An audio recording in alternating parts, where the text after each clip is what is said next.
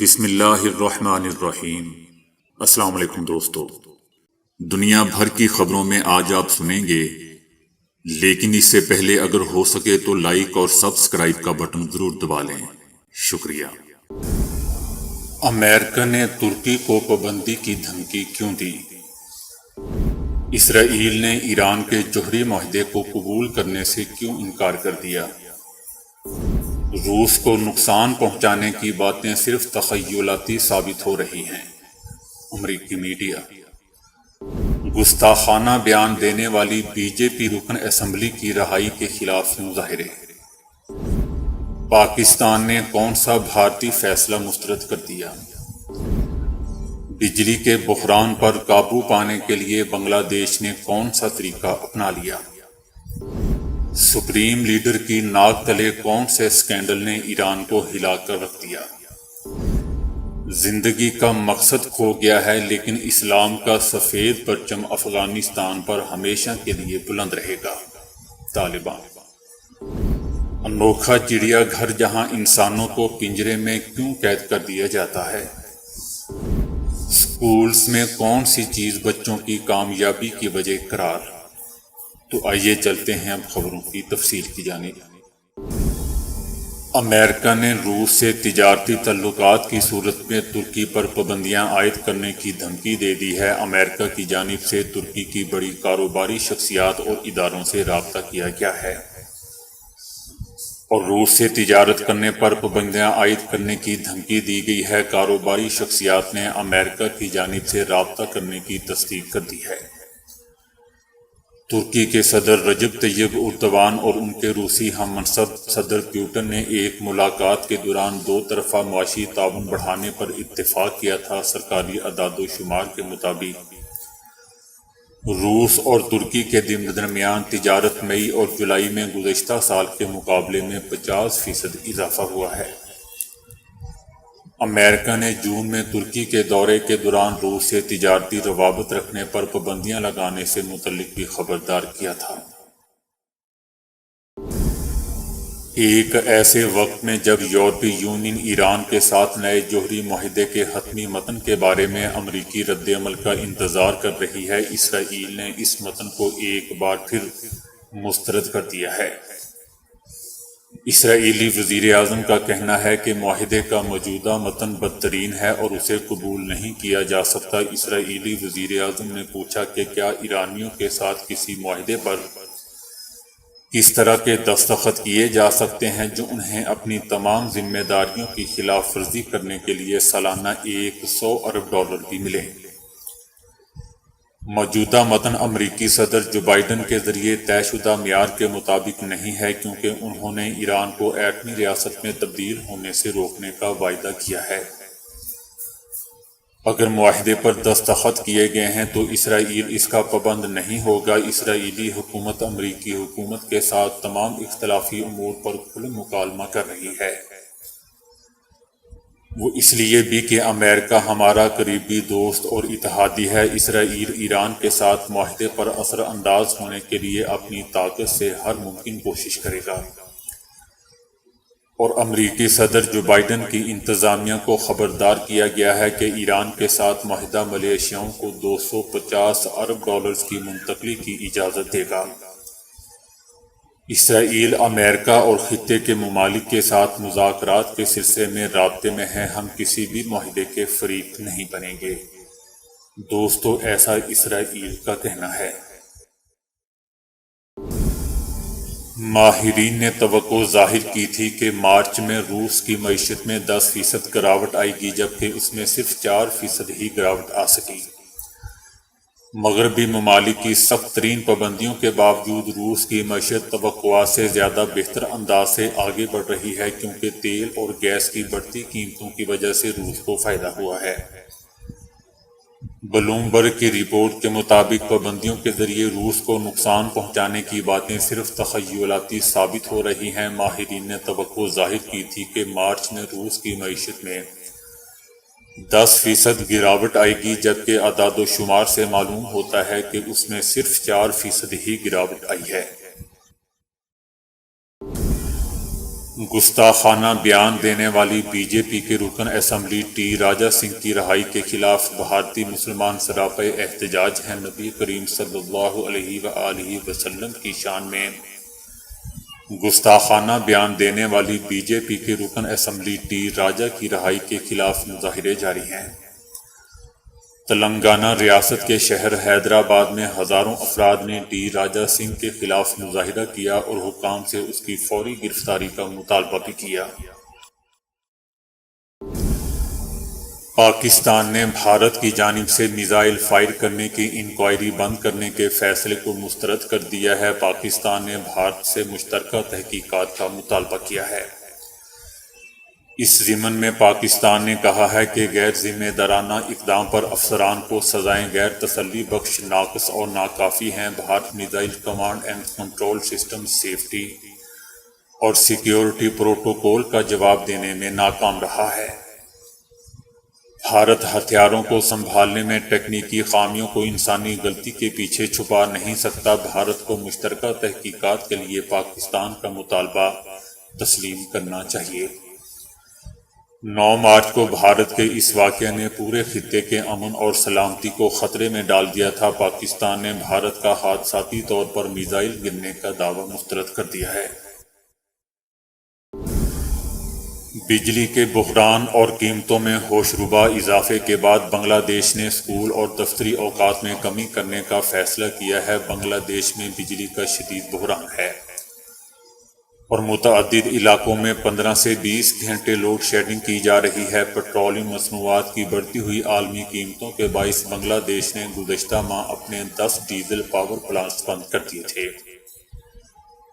جس سے load shedding کے دورانیے میں اضافہ ہوا ہے اور عوام بلبلا اٹھے ہیں۔ ان اقدامات میں اسکولوں میں ہفتہ وار چھٹی میں 1 دن میں مزید اضافہ کر دیا گیا ہے، یعنی اب ہفتے میں صرف 5 دن اسکول کھلیں گے۔ سرکاری دفاتر 9 سے 5 بجے کی بجائے 8 سے 3 بجے تک کھلا کریں گے۔ اسی طرح بینک بھی 10 سے 6 کی بجائے 9 سے 4 بجے تک کھلا کریں گے۔ حکومت نے تیل کی قیمتوں میں 51.7% تک اضافہ کیا تھا، جبکہ تیل خریدنے کے لیے ڈالرز کی عدم دستیابی کے باعث IMF میں قرض کے حصول کی درخواست بھی جمع کرائی تھی۔ بنگلہ دیش کی 416 ارب ڈالر کی مضبوط اور مستحکم معیشت دنیا میں سب سے تیزی سے ترقی کرنے والی معیشتوں میں سے ایک ہے، لیکن بڑھے ہوئے درآمدی بلوں کی وجہ سے غیر ملکی زر مبادلہ کے ذخائر میں کمی کا سامنا ہے۔ ایران میں اصفہان کے مبارکہ علاقے میں اسٹیل اور لوہے کے سب سے بڑے کارخانے میں بدعنوانی کے ایک میگا اسکینڈل کا انکشاف ہوا ہے، جس نے پورے ملک کو ہلا کر رکھ دیا۔ اس کارخانے میں 92,000 ارب تومان کی رقم کی خرد برد کا پتہ چلا۔ امریکی کرنسی میں یہ دوستو رقم تقریباً $3 بلین کے برابر ہے۔ کمپنی کی 1/3 مالیت کے برابر بے ضابطگیوں کی یہ بڑی رقم اس وقت سامنے آئی ہے جب ایرانی اسٹاک ایکسچینج میں اس کمپنی کی مالیت تقریباً 300,000 ارب تومان تھی، جو کہ $10 ارب کے برابر ہے۔ مبارکہ اسٹیل کی سرگرمیوں سے متعلق کم از کم 1200 مالی بے ضابطگیوں کا پتہ چلا تھا۔ خلاف ورزیوں میں بدعنوانی، تحائف، رشوت اور غیر قانونی فنڈز کی ادائیگی شامل ہے۔ بدعنوانی کے اس اسکینڈل کے تحت وہاں سے خطیر رقوم غیر قانونی طریقے سے حکومتی اداروں کو دینے، فوج، مساجد کے ائمہ اور دیگر اہم شخصیات کو دی گئی۔ رپورٹ میں سابق ایرانی صدر ڈاکٹر حسن روحانی کی حکومت میں اعلیٰ عہدیداروں کی برطرفیوں اور تقرریوں میں مداخلت اور ملک میں تسلیم شدہ سابق عہدیداروں کو ٹھیکے دینے میں ملوث ہونے کا بھی حوالہ دیا گیا ہے۔ مبارکہ اسٹیل کمپنی، جو نجکاری کے باوجود ہمیشہ حکومتی کنٹرول میں رہی ہے، یہ کمپنی بدعنوانی کا ذریعہ رہی ہے۔ کمپنی کے زر مبادلہ کی سرگرمیاں کچھ مخصوص افراد کے ذریعے چلائی جاتی تھیں، جن کا تعلق CEO اور سابق ڈپٹی چیف فائنینشیل آفیسر سے تھا۔ ایک رپورٹ میں بتایا گیا ہے کہ افغانستان میں گزشتہ 1 سال میں افغان خواتین کے حقوق کچل دیے گئے اور انسانی بحران مزید سنگین ہوتا چلا گیا۔ گزشتہ برس 15 اگست کو اس وقت کے صدر اشرف غنی کے ملک سے فرار ہونے کے چند گھنٹے بعد کابل میں داخل ہونے والے ایک جنگجو نعمت اللہ حکمت کا کہنا ہے کہ ہم نے جہاد کی ذمہ داری پوری کی اور ملک کو آزاد کروا دیا۔ غیر ملکی افواج کا افراتفری میں انخلاء 31 اگست 2021 تک جاری رہا۔ لاکھوں افراد اس امید کے ساتھ کابل کے ایئرپورٹ پر پہنچے تھے کہ کسی بھی پرواز سے ملک سے باہر یا فرار ہو جائیں۔ اس میں ایسے افراد بھی شامل تھے جنہوں نے چلتے ہوئے امریکی کارگو جہاز پر لٹکنے کی کوشش کی اور ان کے گرنے کی خبریں اور تصویریں دنیا بھر میں نشر ہوئیں۔ امدادی اداروں کا کہنا ہے کہ ملک کی 38 ملین افراد کی نصف آبادی کو انتہائی غربت کا سامنا ہے۔ نعمت اللہ حکمت جو صدارتی محل کی حفاظت پر مامور خصوصی دستے کے رکن ہیں، انہوں نے مزید کہا کہ جب ہم کابل میں داخل ہوئے اور امریکی چلے گئے تو وہ لمحات خوشی کے تھے، تاہم عام افغانوں اور خاص طور پر خواتین کے لیے طالبان کی واپسی نے مشکلات میں اضافہ کر دیا ہے۔ زندگی کا مقصد کھو چکا ہے۔ اقتدار میں آنے کے بعد طالبان نے اپنے پہلے دور حکومت کی نسبت نرم رویہ اختیار کرنے کا وعدہ کیا تھا، لیکن بعد میں خواتین پر متعدد پابندیاں عائد کی گئیں۔ ہزاروں لڑکیاں آج بھی اسکول نہیں جا سکتی، جبکہ خواتین کو سرکاری نوکریوں پر جانے سے روک دیا گیا اور مئی میں خواتین کو عوامی مقامات پر مکمل پردہ کرنے کا حکم دے دیا گیا۔ کابل کی رہائشی ایک خاتون کا کہنا ہے کہ جس دن طالبان حکومت میں آئی زندگی کا مقصد کھو گیا، ہم سے سب کچھ چھین لیا گیا۔ وہ ہمارے ذاتی زندگیوں میں بھی داخل ہو چکے ہیں۔ طالبان کے کنٹرول کے بعد خواتین مسلسل اپنے حقوق کے لیے احتجاج کر رہی ہیں۔ افغانی شہری جو طالبان کے اقتدار پر قبضے کے بعد تشدد میں کمی کو تسلیم کر رہے ہیں، لیکن اس کے ساتھ ساتھ ان کا کہنا ہے کہ انسانی بحران نے بہت سے افغان شہریوں کو بے یار و مددگار کر دیا ہے۔ قندھار کے ایک دکاندار نور محمد کا کہنا ہے کہ ان کی دکان پر آنے والے لوگ بڑھتی ہوئی قیمتوں کے بارے میں شکایت کرتے ہیں۔ ہم دکانداروں کو خود سے نفرت سی ہو گئی ہے۔ کابل کے پارک میں موجود ایک طالب جنگجو کا کہنا ہے کہ ہم غریب ہو سکتے ہیں، ہم مشکلات کا سامنا کر سکتے ہیں اور کر رہے ہیں، لیکن اسلام کا سفید پرچم افغانستان پر ہمیشہ کے لیے بلند رہے گا۔ چڑیا گھر جب ہم سیر کو جاتے ہیں تو دوستو وہاں جانور پنجرے میں قید ہوتے ہیں اور انسان باہر سے انہیں دیکھ کر لطف اندوز ہوتے ہیں، مگر اب ایک حیرت انگیز ویڈیو سامنے آئی ہے جس میں حساب ہی الٹا ہو گیا ہے۔ ایک ایسا چڑیا گھر دیکھنے میں آیا ہے جہاں جانور نہیں بلکہ انسان پنجرے میں قید ہوتے ہیں۔ جانور بالکل آزاد گھوم رہے ہوتے ہیں اور اپنی زندگی کے مزے کے ساتھ جی رہے ہوتے ہیں۔ ہوتا کچھ دوستو یوں ہے کہ چین کے شہر جونگ چنگ کے چڑیا گھر میں آنے والے لوگوں کو ایک پنجرے میں ڈال کر خطرناک جانوروں کے درمیان چھوڑ دیا جاتا ہے اور جانور ان کے قریب آ جاتے ہیں۔ دیکھنے میں وہ منظر دل دہلا دینے والا بھی لگتا ہے، مگر شہری بہت خوش ہوتے ہوئے دکھائی دیتے ہیں۔ چائنا میں واقع چڑیا گھر کی انتظامیہ ایسا کرتی ہے کہ پنجرے کی سلاخوں پر گوشت باندھ دیا جاتا ہے تاکہ شیر پنجرے سے لگ کر گوشت کھائیں اور لوگوں کو انہیں زیادہ قریب سے دیکھنے کا موقع مل سکے۔ بعض اوقات تو جانور پنجرے کے اوپر ہی چڑھ جاتے ہیں اور دیکھنے والوں پر خوف طاری ہو جاتا ہے کہ کہیں اوپر سے پنجرہ کھل ہی نہ جائے۔ ایک تحقیق میں بتایا گیا ہے کہ اسکول جانے سے پہلے کی عمر میں بچوں کو کچھ اضافی الفاظ سکھانا ان کی زندگی بھر کی تدریسی کامیابی کے لیے تیار کرتا ہے۔ 4 سال کی عمر کے تقریباً 900 بچوں پر کی جانے والی تحقیق میں معلوم ہوا ہے کہ تعلیمی سرگرمیوں کی شروعات کے بعد وہ بچے جن کا ذخیرہ الفاظ زیادہ تھا وہ دوسرے بچوں کے بھی نسبت زیادہ لائق اور اپنے اساتذہ کے ساتھ زیادہ مشغول پائے گئے۔ محققین کا کہنا تھا کہ تحقیق کے نتائج میں معلوم ہوا کہ بچے کے ابتدائی سالوں میں معمولی سا فرق بھی ان کی تدریسی کامیابی کے امکانات پر بڑا اثر مرتب کرتا ہے۔ تحقیق کے مصنفین نے بتایا کہ جن بچوں کو اسکول میں داخل کرانے سے پہلے جذبات پر قابو کرنا سکھایا گیا تھا ان کی کارکردگی بھی کلاس میں بہتر رہی۔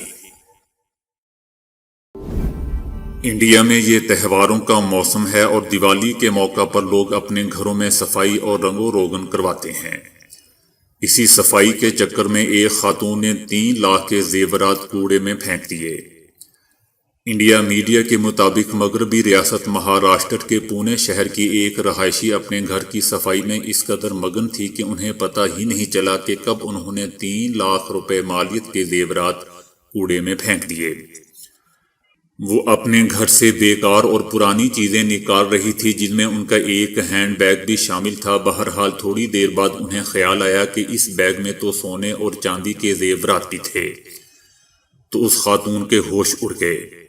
اس خاتون نے فوری طور پر پونے میونسپل کارپوریشن کو مطلع کیا اور ایک ٹیم اس ہینڈ بیگ کی تلاش میں لگ گئی۔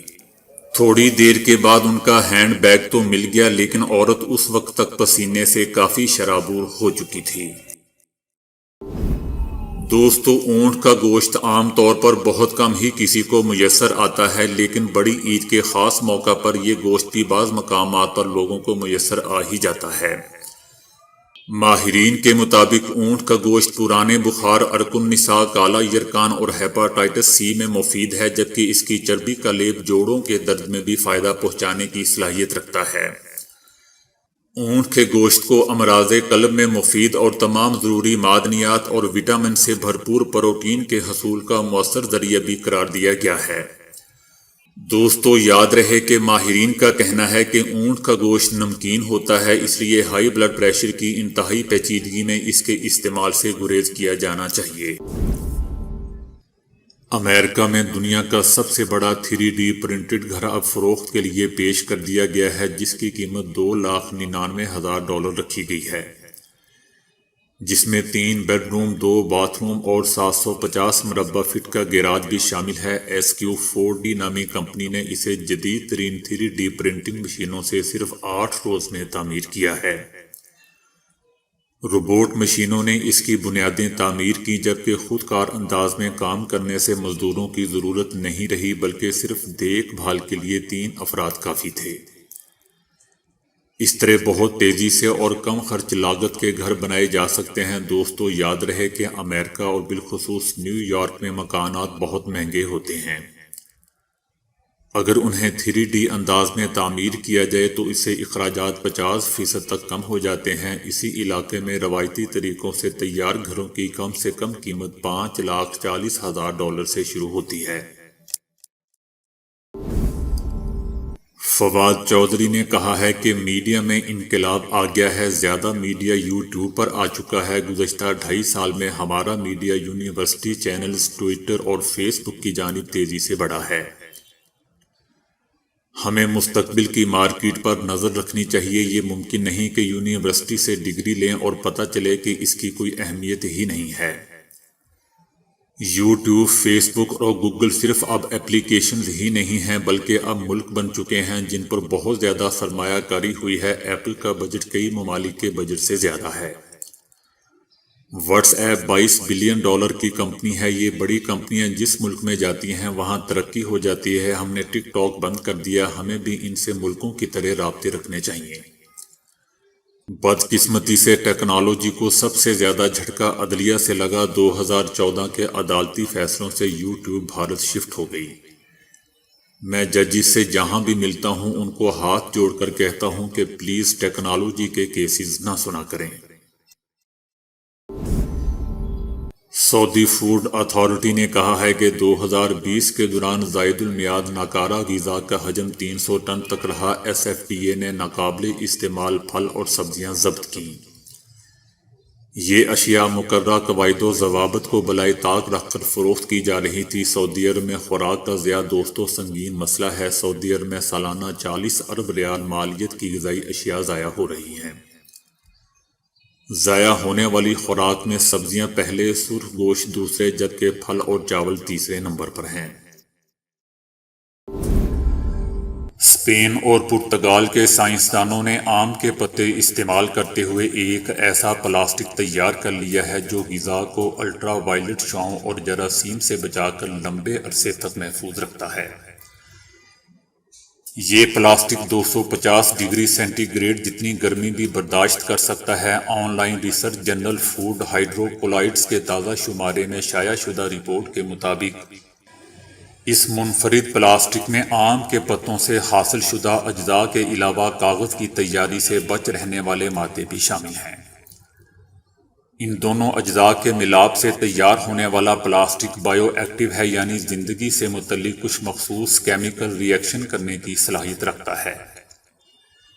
جب کھانے پینے کی کسی چیز مثلاً پھل، سبزی، گوشت یا تیار کھانے کو اس پلاسٹک میں لپیٹا جاتا ہے تو اپنی انہی بائیو ایکٹیو خصوصیات کی بدولت یہ غذا پر حملہ آور جرثوموں کو ناکارہ بنانے کے ساتھ ساتھ نقصان دہ الٹرا وائلٹ شعاؤں کو بھی اپنے اندر سے گزرنے نہیں دیتا۔ ابتدائی تجربات میں اس پلاسٹک کو فوڈ پوائزننگ کی وجہ سے بننے والے 2 اہم جرثوموں سے غذائی تحفظ کے لیے کامیابی سے آزمایا جا چکا ہے۔ انہی تجربات میں اس پلاسٹک نے اپنے اندر سے الٹرا وائلٹ شعاؤں کو بھی گزرنے نہیں دیا جو بصورت دیگر کھانے پینے کی چیزوں میں گلنے سڑنے کے عمل کو تیز کر دیتی ہیں۔ اسے تیار کرنے والے ماہرین کا کہنا ہے کہ اس پلاسٹک کے استعمال سے غذا کو طویل عرصے تک محفوظ رکھنے کے لیے کیمیائی مادوں کی ضرورت بھی نہیں رہے گی جو انسانی صحت پر منفی اثرات بھی مرتب کرتے ہیں۔ تو دوستو ابھی کے لیے اتنا ہی۔ ویڈیو کو لائک اور شیئر کرنے کا بہت بہت شکریہ۔